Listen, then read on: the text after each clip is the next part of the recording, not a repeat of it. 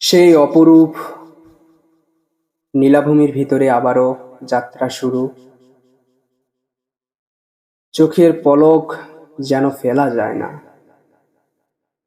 এত সুন্দর, এত নির্মল বাতাস, যে কিনা একবার গায়ে মেখেছে সে বারবার ছুটে আসবে এই সবুজ দিগন্তে বুক ভরা নিঃশ্বাস নেওয়ার জন্য।